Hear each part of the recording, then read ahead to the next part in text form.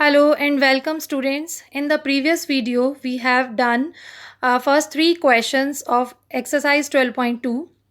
In this video, we will be proceeding exercise 12.2 with the question number 4. So in question 4, a triangle and a parallelogram have the same base and same area if the sides of the triangle are 26 centimeters, 28 centimeters and 30 centimeters and the parallelogram stands on the base 28 centimeters. Find the height of the parallelogram. Means इस question में एक triangle की बात हो रही है और एक पैरेललोग्राम की बात हो रही है एंड दोनों का जो बेस है that is same, that is 28 centimetre. तो triangle can be like this. दोनों का बेस सेम है और दोनों का एरिया भी इक्वल है. ओके, ट्राइंगल की तीनों साइड्स गिवन है. पैरेललोग्राम की हाइट हमें फाइंड करनी है and we know that area of parallelogram is equal to base into height. But triangle के इक्वल भी है उसका area. So first we will find the area of triangle जो कि पैरेललोग्राम का एरिया भी होगा and then we can find the height of parallelogram. So let's take the sides of the triangle given as 26 centimeter, 28 centimeter and 30 centimeters. You can name them as A, B and C. And then for semi perimeter means S is equal to क्या formula होता है हमारे पास A plus B plus C upon 2. And by putting the values of A, B, C here, you will find semi perimeter as 42 centimeters. Now by using Heron's formula, that is s into s minus a into s minus b into s minus c and whole square root. Okay, then putting all the values of s, a, b, c, you can find the area further like this. It will be 336 after solving the square root. Now as we know that area of parallelogram is given in the question is equal to area of triangle. दोनों का area equal given है. Also area of parallelogram क्या होता है base into height और base इसका given था हमें 28 सेंटीमीटर्स. हाइट नहीं मालूम है, हाइट को एज्यूम कर लिया गया है एच से. तो बेस इनटू हाइट यानी 28 into H is equal to area of triangle means जो कि सेम है इसके तो इक्वल कर देंगे. देन 28 को डिवाइड में लाएंगे. You can find the height as 12 centimetres. Next is question number 5. A rhombus shaped field has green grass for 18 cows to graze if each side of the rhombus is 30 meters and its longer diagonal is 48 meters.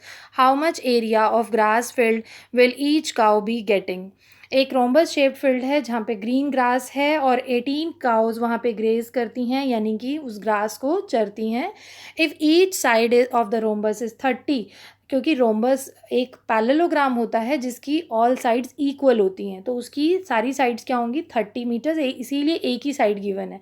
And जो longer diagonal है, longer कौन सा diagonal होगा according to the figure this one, वो 48 metres है. तो आपको बताना है कि एक काव को कितना एरिया मिलेगा ग्रेज करने के लिए. तो अगर हम पूरे रोम्बस का फाइंड कर लेते हैं, वहाँ पर 16 काउज ग्रेज कर रही हैं, देन वन काव के लिए क्या करेंगे divide by 16. Now to find the area of rhombus you can see जो डायगनल है ये रोम्बस को टू इक्वल एरिया वाले ट्राइंगल में डिवाइड कर रहा है. तो अगर आप एक ट्राइंगल का ऊपर ये ए बी डी का फाइंड कर लेते हैं एंड उसको क्या करेंगे 2 से मल्टीप्लाई कर देंगे. In this triangle you can see this side is 30, this side is also 30 and this diagonal is given as 48. तो ट्राइंगल की तीनों साइड्स हमारे पास आ गई. So we can use Heron's formula to find its area. Now triangle B C D का area यहाँ पे फाइंड कर रहे हैं हम. This one same as because इसकी भी साइड्स क्या होंगी 30 metres and 48. So first we need to find semi perimeter that is A plus B plus C upon 2. Solve करने पर आपके पास आएगा 54 metres. Next to find the area we will put all the values of S, A, B, C in the formula. Then you will get the area as 432 meters square. ये एक triangle का था, दोनों ट्राइंगल का area कितना हो जाएगा 2 into area of triangle B C D, that means 864. Next आपको ये भी फाइंड करना था कि ईच काउ को कितना एरिया मिलेगा. So and the area that each cow will get is equal to 864 divided by 16 is equal to जो भी आंसर आएगा वो एक काव का एरिया होगा. यानी एक काव को जितना भी इट वाज मीटर स्क्वायर, एक काव को जितना भी ग्रेज करने के लिए एरिया मिलेगा that will be your answer. Okay, next is question number 6. An umbrella is made by stitching 10 triangular pieces of cloth of two different colors. As you can see in the figure, दो अलग अलग जो हैं triangular pieces को, मतलब अलग अलग means alternate, एक अगर अलग इस कलर का है तो एक दूसरे कलर का है, तो उनको आपस में स्टिच करके दो डिफरेंट कलर को यूज़ किया गया है यहाँ पे, और एक अम्ब्रेला रेडी किया गया जिसके अंदर ये जो ट्रायंगुलर पीसेस हैं टोटल 10 है. यू कैन सी यहाँ पे 5 दिखाई दे रहे हैं, यानी क्योंकि अम्ब्रेला पूरा नहीं दिख रहा है तो 5 और हैं, तो 10 पीसीज एंड जो ट्रायंगुलर पीसीज हैं हमारे पास.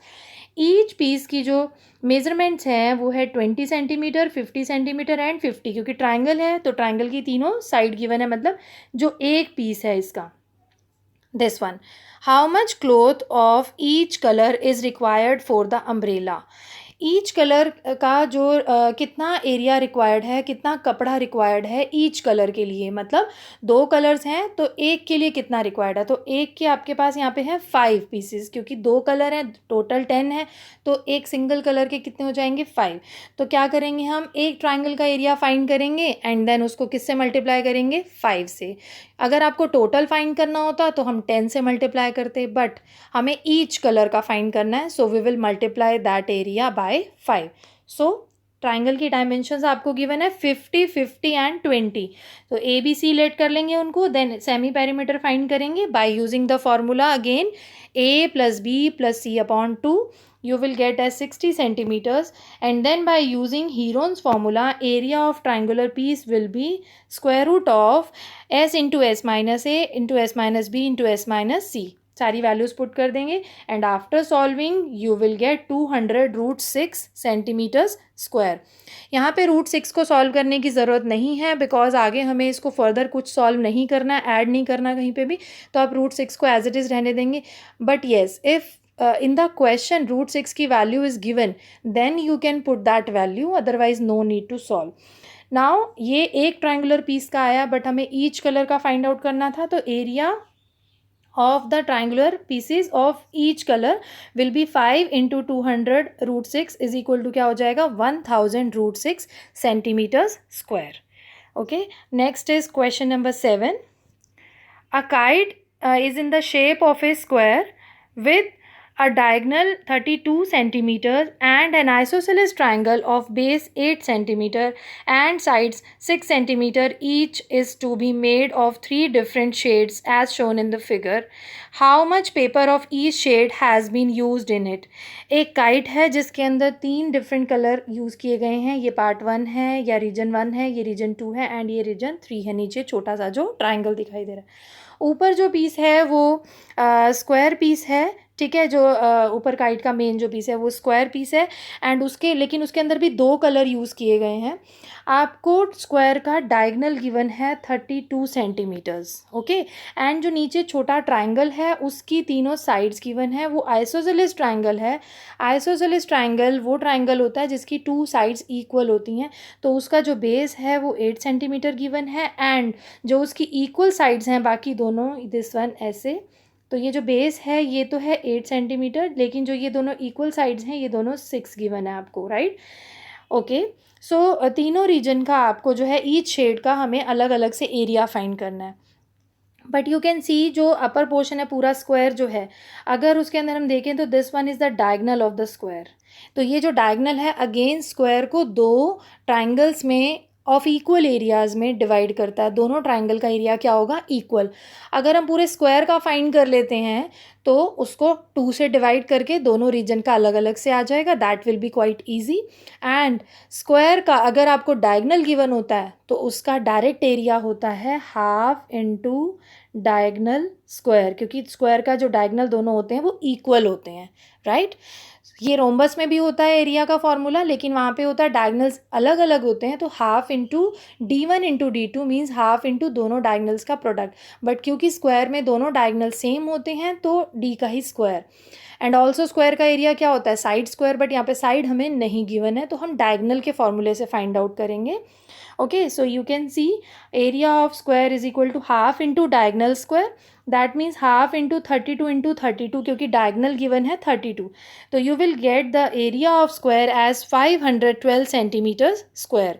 नाउ स्क्वायर जो था वो टू जो रीजन है उसके अंदर दोनों उसी के अंदर कवर हो रहे हैं एंड दोनों का इक्वल एरिया है.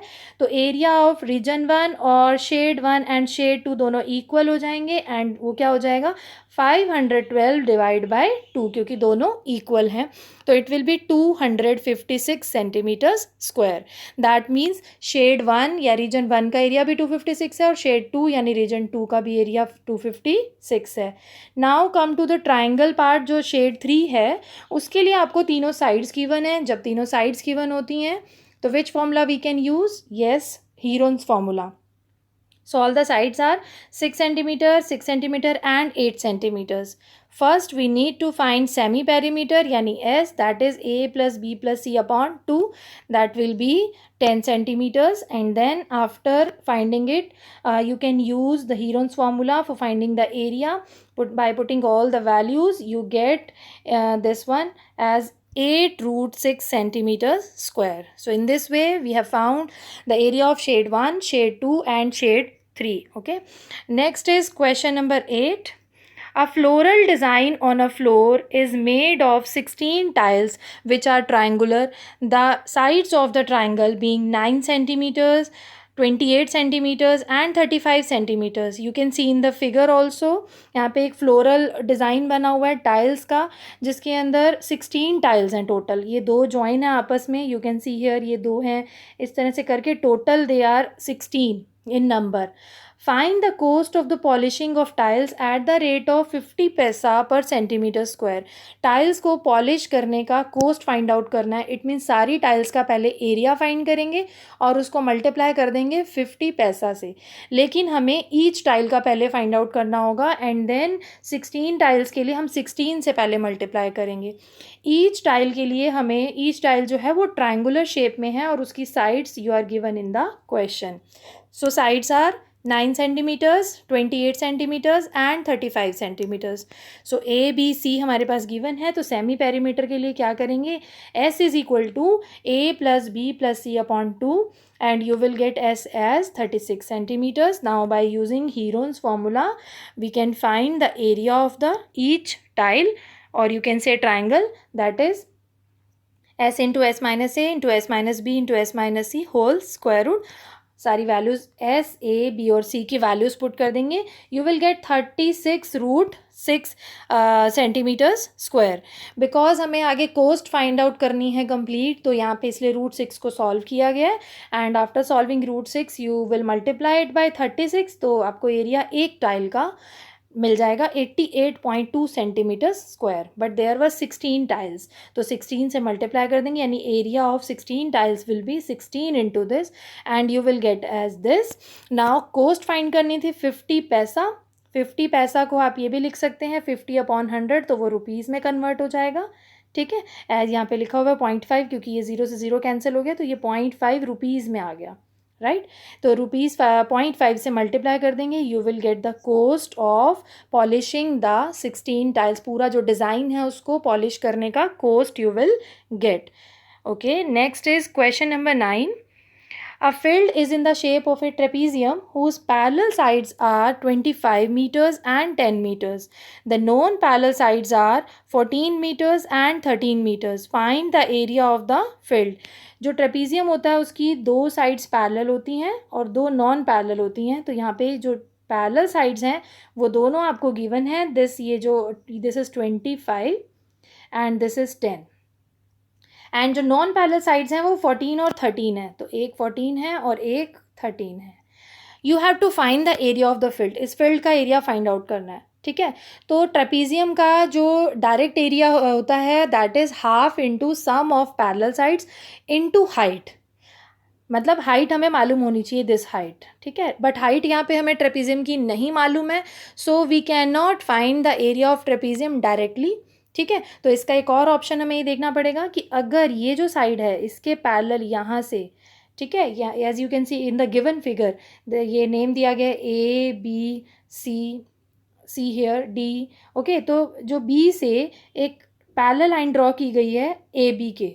सॉरी AD के, ठीक है। तो AD के पैरेलल लाइन ड्रॉ की गई है। ऑब्वियसली जब ये क्या बन जाएगा, पैरेललोग्राम बन जाएगा, क्योंकि ये जो दोनों साइड्स थी ऊपर और नीचे वाली AB और नीचे जो बेस था ये तो ऑलरेडी पैरेलल थी। अब यहाँ से जब पैरेलल लाइन ड्रॉ कर दी गई है तो ये जो बन गया आपके पास, ये पैरेललोग्राम बन गया ABED। पैरेललोग्राम की ऑपोजिट साइड्स इक्वल होती हैं, तो अगर ये 10 है तो ये ऑपोजिट भी इसकी क्या हो जाएगी 10, ये 13 है तो ये ऑपोजिट भी इसकी क्या हो जाएगी 13। टोटल यहाँ पे नीचे 25 था, 25 में से 10 इतना पोर्शन हो गया, तो बाकी का जो बचेगा वो कितना रह जाएगा आपके पास 15। ओके, सो दैट मीन्स ये जो ट्राइंगल आपके पास बचा है, ट्राइंगल BEC, इसके अंदर आपको तीनों साइड्स मालूम चल गई, एक तो 13 हो गई, एक 14 हो गई, और ये नीचे जो बचा हमारे पास साइड 15, दैट इज EC। तो we can find the area of this triangle by using Heron's formula. Yes, so उसके लिए सेमी पेरीमीटर फाइंड करेंगे पहले, that is A + B + C upon 2, 21 metres आ गया आपके पास semi perimeter, and then area find कर लेंगे। एरिया फाइंड करने के बाद क्या होगा, ऑल्सो जो हमारे पास बेसिक पहले फॉर्मूला होता है ट्राइंगल का एरिया फाइंड करने का, half into base into height, वो फॉर्मूला को इस एरिया के इक्वल पुट करके हम इस ट्राइंगल की हाइट फाइंड कर सकते हैं, क्योंकि बेस तो हमारे पास है। हाइट फाइंड होने से आपके पास ट्रेपीजियम की हाइट आ जाएगी, फिर आप ट्रेपीजियम का एरिया डायरेक्ट अप्लाई कर सकते हैं, और इस पैरेललोग्राम की हाइट भी वही होगी। पैरेललोग्राम का एरिया फाइंड कर सकते हैं एंड पैरेललोग्राम का एरिया इस ट्राइंगल में ऐड कर सकते हैं।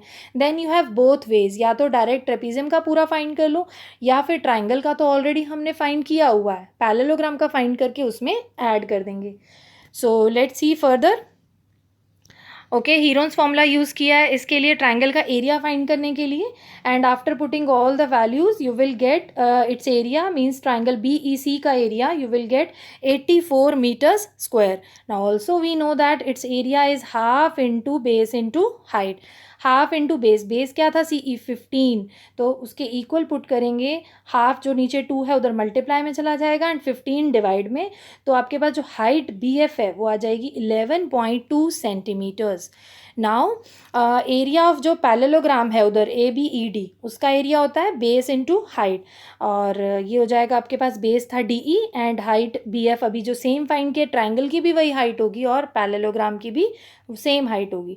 Then you will get area of parallelogram as 112 metre square. This one parallelogram, ये आपके पास ट्रेपीजियम था, ठीक है, this one was parallelogram.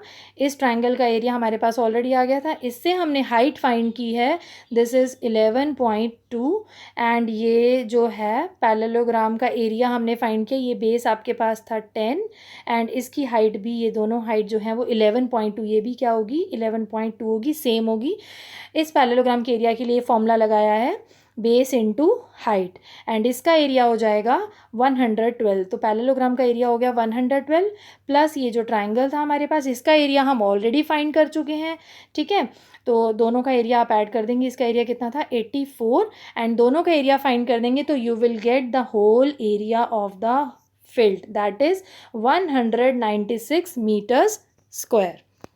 That's it, thank you.